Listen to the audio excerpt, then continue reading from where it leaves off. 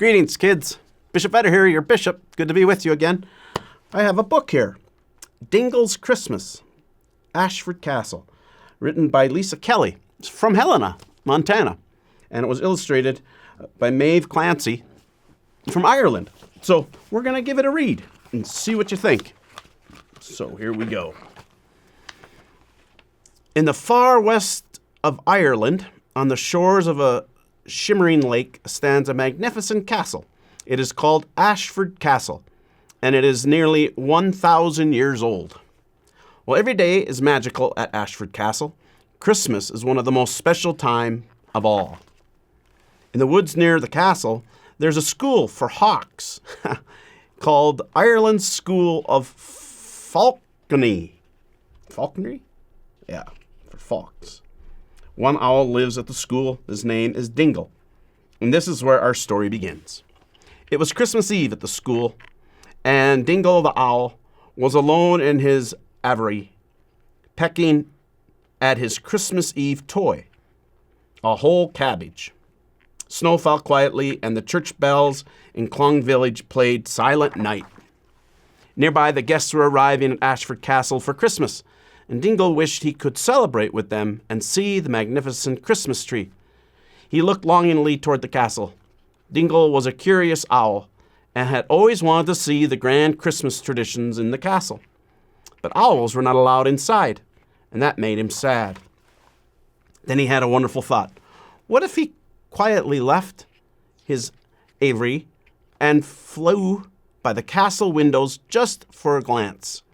That would make the best Christmas ever. He knew he shouldn't leave the school, but seeing Christmas at the castle was his dream.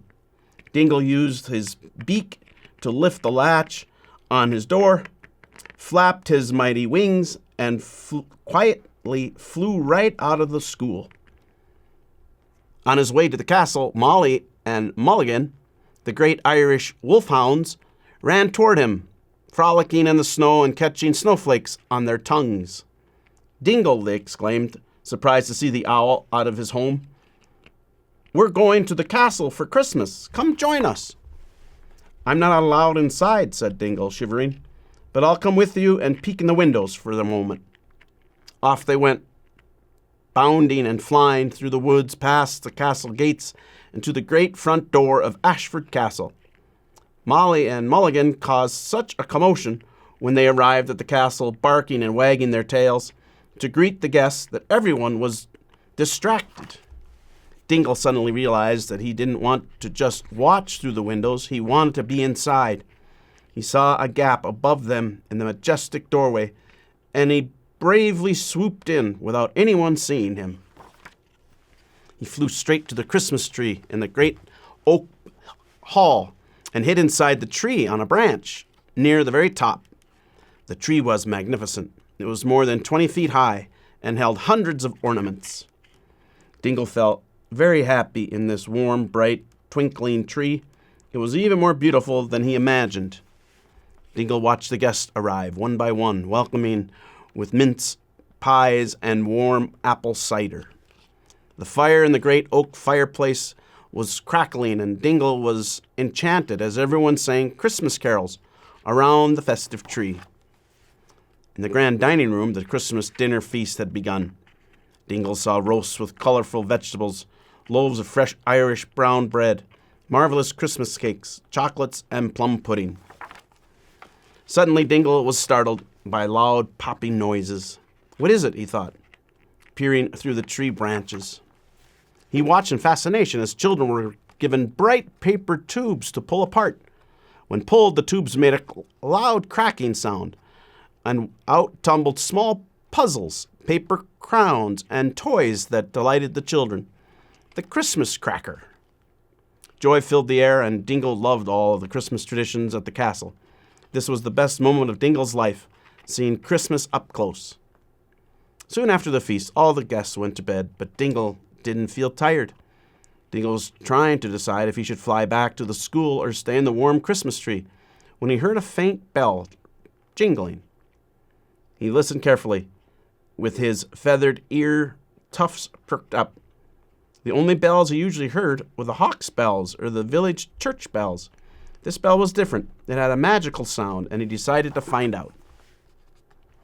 The castle was dark and quiet, and Dingle flew through the halls without anyone seeing him.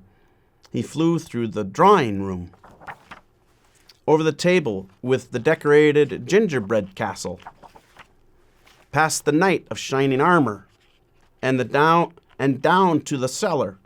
He flew up the carved staircases, through the library and up the hallway and down another. He looked everywhere. Dingle swooped toward the grand cotton room, where he finally found the bell. It was attached to the boots of a jolly man in red velvet suit, carrying a large bag. "Santa Claus," Dingle said in wonder.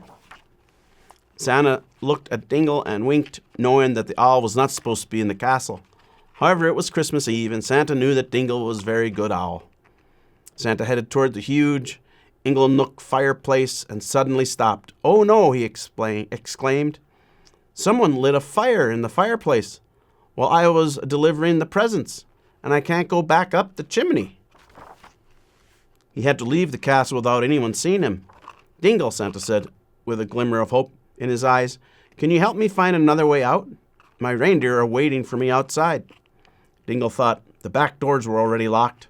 The doorman, Paddy, was by the front door and would surely see them. "I have an idea," Dingle said. "I will take you out the secret passageway." Dingle guided Santa to the cellar door, and it opened with a creak. They crept down the curved, dark stairway. The cellar was long and narrow, with a secret underground tunnel that led all the way outside to the Kong River beside the castle bridge. When the tunnel got too narrow for Dingle to fly, he perched on Santa's shoulder. They came out right at the tower by the river, and all 8 reindeer were waiting for Santa, next to his bright red sleigh. "Thank you for helping me, Dingle," Santa said with a smile. "You have saved Christmas." Dingle felt shy and hid his beak under his wing. "But wait," Santa said, "you need a Christmas gift." Dingle watched as Santa searched through his magic bag, gently shaking his head and saying, Finally, Santa drew out a silly ribbon with golden letters on it. "Noleg Shona," Santa said, as he gave the ribbon to Dingle and flew off into the night. It means Merry Christmas in Irish. Dingle looked at the beautiful ribbon and saw that the golden letters spelled his name. Dingle returned to his home and told all the hawks at the school about his Christmas adventure in the castle. He put his golden ribbon on his perch and pecked at his Christmas cabbage. This was a grand Irish Christmas he would remember forever. The end. Well, you know what's amazing about Christmas? Look what Jesus has done. He's changed all culture, stories about all sorts of things to try to help us see all the wonderful traditions of Christmas that have started because of that little baby being born for each one of us, the baby Jesus. So kids, tell him you love him. He loves you very much. He came for you. And know of my prayers for you, and please say a prayer for me too. Bye, kids. Merry Christmas.